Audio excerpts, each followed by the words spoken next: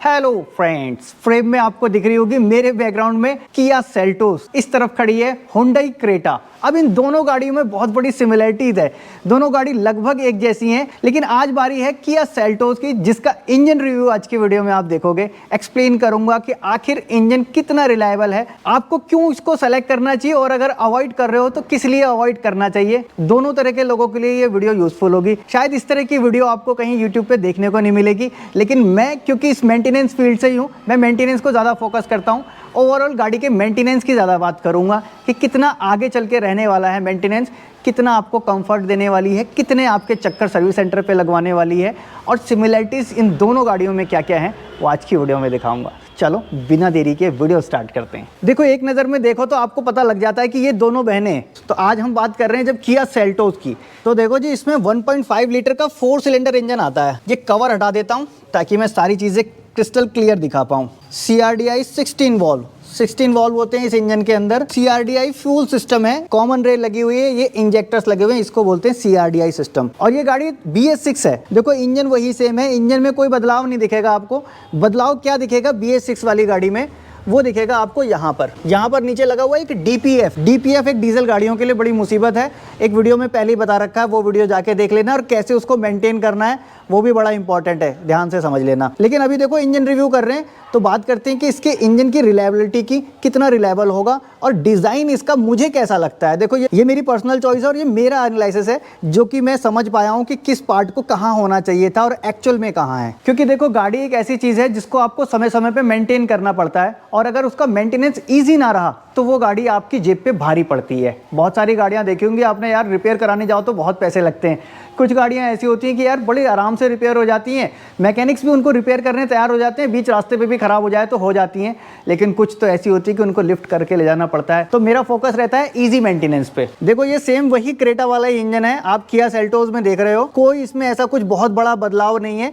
ये छोटी मोटी चीज़ों के, जैसे कि एक शेल्टर वॉल आपको दिख रहा होगा यहाँ पे, ये एयर को कंट्रोल करता है, ये एक एक्स्ट्रा है इसमें। ये इनटेक मैनिफोल्ड है, यहाँ से हवा अंदर जाती है। इनटेक मैनिफोल्ड के ऊपर देखो प्रेशर सेंसर लगा हुआ है, ये प्रेशर नापने के लिए। ये कॉमन रेल है जिसके अंदर डीजल आता है, बहुत ज़्यादा हाई प्रेशर में रहता है, और फिर इंजेक्टर फायर करते हैं तो आपका इंजन घूमता है। इंजन जब घूमता है, क्योंकि मूवेबल पार्ट्स होते हैं बहुत सारे, और उन मूवेबल पार्ट्स को रिपेयर और मेंटेनेंस की ज़रूरत पड़ती है। तो कितना इजी मेंटेनेंस है ये देखते हैं इसके डिज़ाइन से। एक बार आप ये डिज़ाइन देख लो, इधर कैमरा कर देता हूँ क्रेटा की तरफ, इसका भी डिज़ाइन देख लो। पहले ही नज़र में समझ जाओगे कि ये पूरा सेम टू सेम क्रेटा ही दिख रही है, बस थोड़ी बहुत चेंजेस हैं जो अलग दिखने के लिए कंपनी ने किए हैं। इस तरफ इसका ये ऑयल फिल्टर है, इसको खोलना बहुत ईजी होता है, लगाना भी ईजी होता है। इसके अंदर ही फिल्टर निकलता है और उसको रिप्लेस करते हैं हम एवरी सर्विस जब भी इंजन ऑयल चेंज करते हैं। देखो, इस तरफ ये इंजन माउंटिंग दिया गया है, बिल्कुल ऊपर ही है, इसको मेंटेन करना भी आसान है, साथ में ऊपर डस्ट कवर भी है, इजीली इसको खोला जा सकता है। प्लस साथ में वी बेल्ट अगर बदलनी हो तो इसके लिए भी इनफ स्पेस है। यहीं आप अगर XUV 500 को मिलाओगे तो पाओगे कि यार वहाँ पे तो बिल्कुल भी स्पेस ही नहीं था। कंपनी ने क्या सोच के डिज़ाइन किया, बदलने वाले फिर परेशान होते रहते हैं। वो कहते हैं कि साहब ये काम करो, गाड़ी दूसरी जगह ले जाओ, एक काम करो वहाँ ले जाओ, या फिर करेंगे तो बहुत ज़्यादा पैसे मांगेंगे। अगर वो 1000 रुपये का काम है तो 3000 रुपये मांगेंगे। बात भी सही है, क्योंकि उनको मेहनत ज़्यादा पड़ रही है। तो इसका डिज़ाइन बहुत परफेक्ट है। इवन देखो, ब्रेक बूस्टर के साथ में ये मास्टर सिलेंडर लगा हुआ है, ये ब्रेक मास्टर सिलेंडर है। जब आप अंदर से ब्रेक प्रेस करते हो तो यहीं से लाइन में सप्लाई जाती है। इस तरफ ये ABS मॉड्यूल दिख रहा है आपको, एंटी लॉक ब्रेकिंग सिस्टम, इसके लिए ये मॉड्यूल लगाया जाता है, आपकी गाड़ी को स्किड होने से बचाता है। इसकी लोकेशन भी बहुत बढ़िया है, फर्स्ट क्लास। कई बार क्या होता है, जो रनिंग मेंटेनेंस होता है उनको करने के लिए भी बहुत सारी चीजें खोलनी पड़ती हैं। उस तरह के डिजाइन को हम अच्छा नहीं समझते, वो गाड़ियां ज्यादा मेंटेनेंस मांगती हैं और जेब पे भारी पड़ती हैं। 60H की एक बड़ी बैटरी लगी हुई है इसके अंदर, एमरॉन की, जो 2021 की मैन्युफैक्चरिंग है, और गाड़ी की मैन्युफैक्चरिंग भी 2021 की है। 4 साल चल गई है, मतलब इसकी अच्छी लाइफ है। बैटरी के साथ देखो, ये इंसुलेटर देती है कुछ कंपनियां, कुछ नहीं देती हैं। जब वेदर चेंज होता है, एक्सट्रीमली हॉट या एक्सट्रीमली कोल्ड कंडीशन में जाते हैं तो इसका डिस्चार्ज जल्दी हो जाती है। इसके लिए थोड़ा बहुत इंसुलेशन लगाना चाहिए, ये लॉजिकल है और ये इन लोगों ने दिया भी है। इस तरफ गाड़ी का देखो ECU लगा हुआ है, ECU की लोकेशन बहुत अच्छी है। जितना टॉप टू टॉप हो सकता है उतना ECU को रखना चाहिए। इन केस कभी अगर गाड़ी आपको पानी से निकालनी पड़ जाए या कहीं फ्लड की सिचुएशन आ जाए तो जितना ऊंचा हो सकता है उतना बेहतर है, कि वो उतना सेफ रहेगा। और इस तरफ देखो, इसका एयर फिल्टर लगा हुआ है, एयर फिल्टर के पास ही मैफ सेंसर लगा हुआ है, मास एयर फ्लो सेंसर। ये यहाँ से बहने वाली हवा को नापता है, जितनी हवा अंदर जा रही है। मैफ सेंसर की सिमिलरिटी दिखाऊं मैं आपको, ये ब्रांड देख लो मैफ सेंसर का, यहाँ आओ और क्रेटा में देख लो, ये देख लो, ये क्रेटा है, सेम ब्रांड का है। मतलब सेल्टोस और क्रेटा में आपको बहुत सारी सिमिलरिटीज दिखेंगी। शॉकर भी एक जैसे दिखेंगे, शॉकर माउंट का डिजाइन, इनका खोलने का तरीका वो भी वही दिखेगा। ये इस तरफ देखो, ये टर्बो चार्जर लगा हुआ है और ये इलेक्ट्रिकली ऑपरेटेड है। इसका वेस्ट गेट यहाँ से सिग्नल आने पे खुलता है, जबकि पुरानी गाड़ियों में क्या होता था, वैक्यूम से खुलता था। मैं इसमें दिखाता हूँ, ये देखो 2017 मॉडल की गाड़ी है, इसमें जब वेस्ट गेट खुलता है तो वैक्यूम लाइन से खुलता है। ये यहाँ से वैक्यूम आता है और ये इसको खोलता है, तब जाके वेस्ट गेट खुलता है। तो ये है वैक्यूम ऑपरेटेड टर्बो चार्जर और ये है इलेक्ट्रिकली ऑपरेटेड। मेंटेनेंस में अगर देखें तो ये ज्यादा महंगा पड़ता है, वो थोड़ा सस्ता पड़ता है, लेकिन रिलायबल ये ज्यादा होता है। ये इस तरफ देखो, आपको ये केम शाफ्ट से जुड़ा हुआ वैक्यूम मॉड्यूल दिख रहा होगा। ये वैक्यूम का काम करता है, ब्रेक सिस्टम के लिए वैक्यूम बनाता है। ये कैम शाफ्ट के साथ घूमता है, यहाँ से ये दिख रहा है, कैम शाफ्ट के साथ ये घूमेगा, अंदर अंदर वैक्यूम बनाएगा, वैक्यूम क्रिएट करेगा, ये लाइन में वैक्यूम जाएगा और आपके ब्रेक बूस्टर को देता है। तो मोस्टली डीजल कार में आपको अलग से ये डिवाइस दिखेगा जो वैक्यूम बनाता हो। अदरवाइज पेट्रोल इंजन में क्या करते हैं, पीछे से उसके इंटेक से ही ले लेते हैं वैक्यूम, तो इसकी जरूरत नहीं पड़ती। ये छोटी छोटी चीजें जो है मेंटेनेंस बढ़ाती हैं, इसीलिए डीजल गाड़ी का मेंटेनेंस ज्यादा होता है। इसका कंप्रेशन रेशो भी बहुत हाई होता है, जिसकी वजह से हाई स्ट्रेस में चलता है डीजल इंजन। ओवरऑल इस पूरी गाड़ी का अगर आप देखेंगे इंजन बे का डिजाइन, तो ये इंजन बे का डिजाइन मुझे बहुत पसंद है, क्योंकि ये इजी टू मेंटेन है। कोई भी मैकेनिक ये नहीं बोलेगा कि भाई साहब इसका काम मैं नहीं करता, सब कुछ इजी है इसमें। इवन आप देखो फ्यूज बॉक्स की लोकेशन बिल्कुल ऊपर है, इसको खोलना और लगाना सुपर इजी है, same as it is Creta. लेकिन एक चीज मैंने देखी है, वो मैं यहीं क्लियर कर देता हूँ। देखो, भले ही किया के पार्ट्स क्रेटा में आपको मिलते हों, लेकिन मैंने ये देखा कि पार्ट्स की क्वालिटी में थोड़ा सा डिफरेंस है क्रेटा में और सेल्टोस में। ये हो सकता है इस वजह से भी हो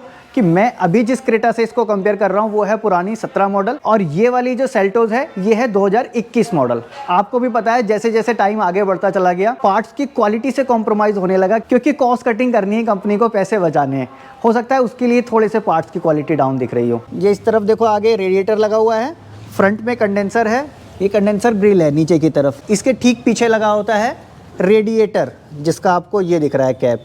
बहुत गर्म पे इसको नहीं खोलते हैं, ये मैं आपको दिखा देता हूँ क्योंकि गाड़ी ठंडी है। इसको टॉप अप करने के लिए यहाँ कूलेंट डालते हैं, ये कूलेंट का बॉक्स है, और क्रेटा में भी सेम इसी तरफ है। अब देखो, ये टर्बो चार्जर हो गया। अब इसके ठीक बगल में आपको देखो, इस तरफ पीछे आपका क्लच पेडल होता है। ये क्लच सिलेंडर लगा हुआ है, इसमें पावर क्लच है, हाइड्रोलिक से चलता है ये। और कुछ गाड़ियों में क्लच वायर से ऑपरेटेड होते हैं, एक वायर होता है, गियर बॉक्स तक आता है और वो खींचता और छोड़ता है। यहाँ पे वो हाइड्रोलिक सिस्टम खींचता और छोड़ता है। और क्रेटा और सेल्टोस दोनों में ये टिका हुआ है, इनमें जल्दी प्रॉब्लम नहीं आती। और इनका ब्रेक सिस्टम भी बहुत टिकाऊ है, इसमें जल्दी प्रॉब्लम आती नहीं है। ओवरऑल अगर पूरा इंजन आप देखो तो आपको ये फील हो जाएगा कि ये क्रेटा की ही कॉपी है। पूरा इंजन सेम है, सारा कुछ सेम है। इवन देखो, आप ग्राउंड देने का तरीका भी सेम है, क्योंकि ये दोनों सिस्टर कंसर्न कंपनियां हैं। बहुत सारे पार्ट मिलेंगे जिसमें किया की ब्रांडिंग है। किया पहले इंडिया में गाड़ी नहीं बेचती थी, सिर्फ पार्ट ही देती थी, लेकिन अब ये अपनी गाड़ी बनाने लगी है। और ये 4 सिलेंडर का इंजन बहुत ही बढ़िया सेटअप के साथ है। ये बहुत लंबा चलता है, पावर भी बहुत ज्यादा प्रोड्यूस करता है, और गाड़ी के अंदर कोई बहुत ज्यादा वाइब्रेशन भी नहीं फील कराता, जबकि ये डीजल इंजन है। ये नीचे की तरफ आपको स्टार्टर मोटर दिख रही है, ये स्टार्टर मोटर की लोकेशन भी सेम है। देखो, चलती का नाम गाड़ी होता है। और मैं हमेशा इसी चीज़ को बोलता हूँ, कंपनियां अगर पैसा खर्च करती हैं तो R&D पे अच्छा पैसा खर्च करें और R&D में अच्छा टाइम दें। ऐसा ना हो कि R&D की नहीं जल्दीबाजी में और गाड़ी रोड पे उतार दी और वो सारी R&D हो रही है सफ़ेद चूहा बनने वाले लोगों पे, जो गाड़ी लॉन्च होते ही लेके घर पे जाते हैं। लेकिन सारी कंपनियां ऐसा नहीं करती, कुछ कंपनी ऐसी भी हैं जो बहुत तसल्ली के साथ गाड़ी को लॉन्च करती हैं सारी चीज़ें करने के बाद। और उन्हीं में से मैं हुंडई और किया को भी समझता हूँ। हुंडई की इंजीनियरिंग का मैं पहले से ही फ़ैन हूँ, और किया, जैसे कि मैंने आपको बता दिया, पूरा नमूना कॉपी ये हुंडई की है। किया सेल्टोस को लिया जा सकता है, बहुत अच्छी गाड़ी है, लेकिन फिर भी हुंडई क्रेटा से ऊपर नहीं है। मैंने ये फील किया है, वो मैं आपको एक वर्ड में बता दे रहा हूँ। फ्रंट में देखो, आपको डिस्क ब्रेक दिख रहे होंगे, यहाँ इसमें भी डिस्क ब्रेक है, जबकि हमारी ये क्रेटा में पीछे ड्रम ब्रेक आते थे पहले, अभी डिस्क ब्रेक आने लगे, इसमें डिस्क ब्रेक आते हैं। तो देखो, ये सारे फीचर्स को कम और ज़्यादा किया जाता है। आप वेरिएंट जैसे ऊंचा चुनते हो तो फिर आपको वो सारी चीज़ें मिल जाती हैं, वेरिएंट थोड़ा सा सस्ता चुनते हो तो आपको वो मिल जाता है। लेकिन रियर में ड्रम और फ्रंट में डिस्क पैड के साथ भी ब्रेकिंग बहुत अच्छी है गाड़ी की। ऐसा मुझे नहीं लगता कि चारों में डिस्क ब्रेक होंगे तभी बहुत बढ़िया कुछ कर पाएंगे। जितनी स्पीड में हमारी इंडिया में गाड़ियाँ चलती हैं और जो स्पीड में चलने के लायक रोड है हमारी, उस हिसाब से ये ड्रम और डिस्क का सेटअप बहुत अच्छा है। अननेसेसरी पैसे वेस्ट करने की ज़रूरत नहीं। अगर कुछ पैसे बच रहे हो तो बचा लेना, और कॉम्प्लीमेंट्री मिल रहा है तो कोई बात ही नहीं है, फिर तो ले ही सकते हो। बाकी चलने में और माइलेज में इस गाड़ी का वाकई कोई जवाब नहीं है। एसी के कंट्रोल्स आप फील करोगे तो इसका स्ट्रक्चर एक ही है, बाकी इनके स्विच वगैरह भी काफ़ी स्मूथ होते हैं, जल्दी ख़राब नहीं होते, क्योंकि इनके जो वायर जाते हैं उनका टर्न बिल्कुल लॉजिकल दिया गया। उसके ऊपर भी R&D है, ऐसा नहीं कि वायर डाल दिया वो कुछ दिन तो चलते हैं, उसके बाद आप देखना ये वाले स्विच बहुत जाम हो जाते हैं मैनुअल एसी में, वो घुमाते रह जाओ, कई बार तो टूट भी जाते हैं लोगों को। लेकिन इसमें ऐसी सी प्रॉब्लम आती नहीं है। देखो 10 साल चली हुई गाड़ी भी वो खड़ी है मेरे पास, और ये अभी 4 साल चली हुई गाड़ी भी है, इसका भी बिल्कुल स्मूथ है। गियर शिफ्टिंग बहुत स्मूथ रहती है, और जब आप गाड़ी चलाते हो तो उसका फील ही अलग आता है। बाकी सीटिंग पोजीशन मुझे हुंडई क्रेटा की बहुत पसंद है, कंफर्ट बहुत अच्छा मिलता है। इसमें भी वैसा ही है, लेकिन 19 में कहूँगा उससे 19 है, थोड़ा सा उससे कमी है, उससे ज़्यादा बेहतर नहीं है, क्योंकि पूरा बॉडी शेल, डिज़ाइन, इंजन लगभग इस गाड़ी का पूरा सिमिलर ही है, तो इसका परफॉर्मेंस भी लगभग वैसा ही रहता है। बाकी अपने कंफर्ट के हिसाब से अंदर आपको क्या फीचर चाहिए होते हैं, क्या नहीं चाहिए होते हैं। कुछ फीचर्स तो देखो प्रैक्टिकल होते हैं जो होने ही चाहिए, कुछ फीचर ऐसे होते हैं जो कि बेवजह पैसे की बर्बादी होती है, और उन्हीं में से एक फीचर सनरूफ भी है, जो इस गाड़ी में तो नहीं दिख रही है मुझे कम से कम। बाकी लोगों की पसंद है, जिसको जो पसंद आता है वो अपना लेता है। मेरा काम था बस आपको बताना, सो मैंने अपना बता दिया। मुझे लगता है कि आज की वीडियो में मैंने अच्छे से सारी चीज़ों को एक्सप्लेन किया होगा। फिर भी अगर कुछ रह गया हो बताने से तो नीचे कमेंट बॉक्स पे लिख देना, या फिर अगर चाहो तो इंस्टाग्राम पे भी मुझे फॉलो कर सकते हो। मैं मिलूंगा आपसे नेक्स्ट वीडियो में ऐसे ही किसी इंटरेस्टिंग टॉपिक के साथ। Thanks for watching.